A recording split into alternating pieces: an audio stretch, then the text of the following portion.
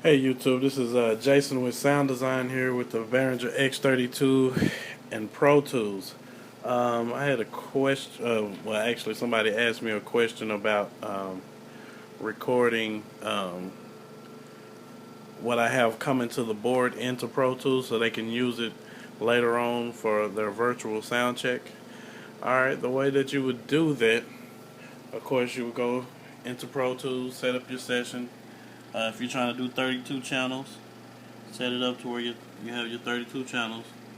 Um, then also, what you would do, you would go into your input after you. If you look at my other tutorial on how to do a virtual sound check, you go up here to set up playback. You switch your current engine to U-UF or whatever. But what you have to do also is make sure that your that your clock in your X32 is also configured to the same sample rate.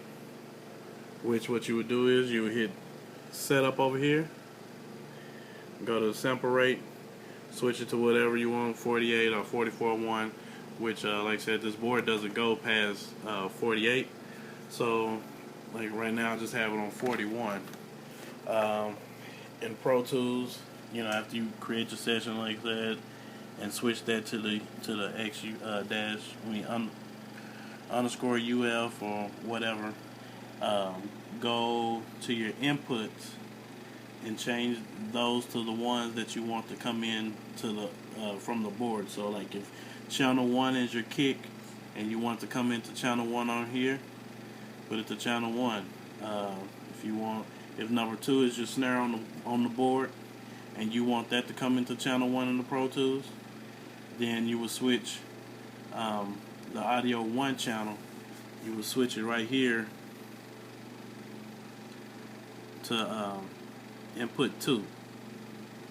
Alright, so that's all you have to do with Pro Tools. But if you're not using 32 channels, what I would do is I would switch the output to whatever channels you're not using. So if you're not using, say, I would go to channel 3132. Click on 3132 for all of your channels. Now that'll be coming to channel 3132 on your board.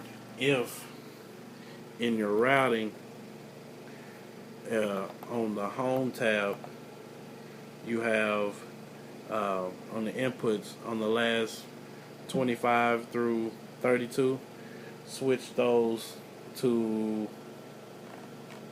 card 1 through 8.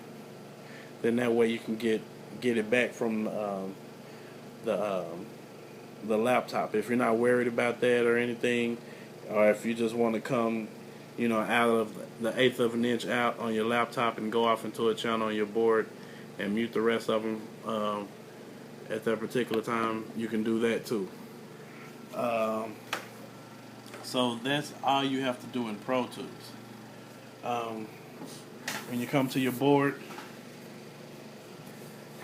when you're doing it like this for the to record stuff into Pro Tools, just go to input 1 through 8. On your home deal, go to input 1 through 8, 9 through 16, 17 through 24. You're gonna do a little local on all of those. Not unless, like I said, you want to route some of those channels back into the board. At that point, that's when you would do the card on some of those particular channels. It does it in the banks of 8. So of course 8 of them I have to be coming back from Pro Tools back into the board. But actually you can do 1 through 4 on your aux in, but we're not even gonna go that far. But that's what you set up in on your board to have it to go out to Pro Tools. I mean, not go out to Pro Tools, I'm sorry, but to be able to use your inputs on your board. So if you're, like I said, you will have all your instruments connected on your, if you can see, I'm trying to reach over the board. You'll have them connected to your inputs on your board, or your snake, or whatever that's connected to your board. So you'll be using those inputs, and then your output. Go over to the card, and on your output, you're gonna still do local 1 through 8, local 9 through 16, local 17 through 24, and then 25 through 32. I think when I responded to someone, to the think the Jargembo, I think that's how you pronounce his name. When I responded to him, I told him to change your card 1 through 8, but I didn't tell you the local. Change it to the local 1 through 8, but it is your card output. You change that to local 1 through 8, 9 through 16, 17 through 24, and so on. So after you change those, and you have some kind of input coming into your channel right here. Right now I have my iPhone connected. Of course, since we have the little lovely iPhone holder right there, my deal would be over there, but the cable I got connected to it right now is a little too short, so that's why I have it right there. So the deal is, my iPhone is coming into channel 1, and as you can see, it's coming into channel 1 in Pro Tools, since you have everything set up right.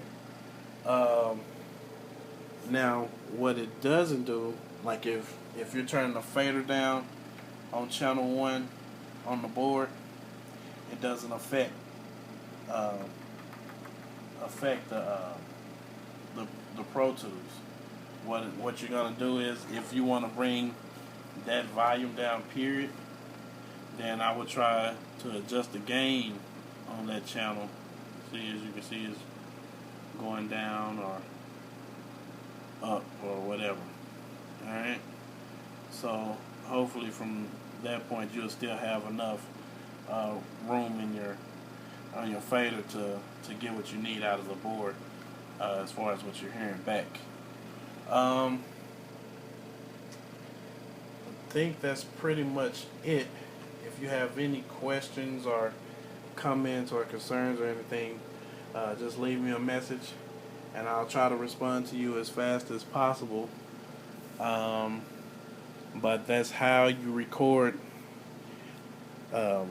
through the board into Pro Tools, if you were doing a live show or whatever. So, thanks for watching.